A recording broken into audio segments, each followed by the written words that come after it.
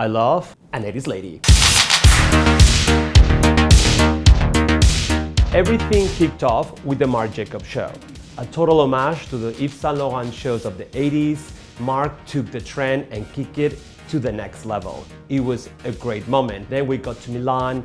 Gucci had incredible 80s moments as well, as you can see in the shoot. But then it went on and on and on. You had moments at Dries Van Noten, at Estella, even at Givenchy or Valentino. Everybody had 80s pieces. I also think that at times fashion, when things are unpredictable, you go to that safe space. And for me, 80s is that safe space. It's a moment of exuberance, it's a moment of dreaming, it's when things are bigger than life. I was always very inspired by Caroline and Stephanie of Monaco. I always remember Caroline of Monaco wearing a gold lame jacket that really inspired that puffer gold lame moment from the shoot.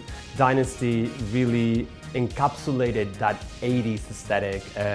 You see undercover doing those sculptural beautiful shoulders, and then you look at Alexis Carrington with those amazing shoulders as well. And the show, I think that Nolan Miller, who was the costume designer for Dynasty, has had such an influence in fashion over the years. The multi-layer necklaces that we use throughout the shoot, we saw it in so many runway shows in the 80s. Chanel did it many, many times. Versace also did it.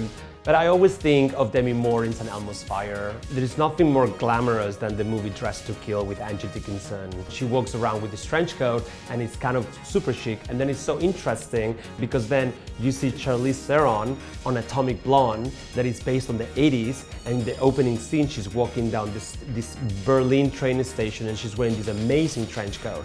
And in your mind you always identify, again, powerful women, slightly dangerous, with trench coats on. And in this case, Y Project took that concept and took it and made it modern and to the limit. We paired it with the leather skirt and the white boot from Fendi, just because we wanted to also have other references that speak to that era.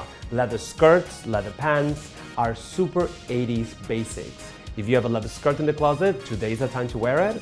And who doesn't love a white cowboy boot? We've been seeing power dressing for a year already, super strong shoulders, but when I saw the Gareth Pugh show, the first thing that came to mind was Grace Jones. And I used it as my example. We used a Sakai turtleneck and the Versace jewelry to give that 80s bling bling. When we had to choose the Marc Jacobs look, I kept on thinking of other references. There was an Yves Saint Laurent. I always remember the show, the Inés de la Fressange walk in a similar coat in the 80s. We have moments of Caroline of Monaco wearing a very similar coat. Sigourney Weaver in Working Girl movie poster wearing that coat. We had to go for it. The rounded shoulders, the big color, the red is great. And I love the gloves and the simple shirt, because at that point, it's all about the coat. It was just like the clean message about proportions, maximization, and a lot of fun. And I think that there is something about empowering women through 80s fashion that rings so right for today.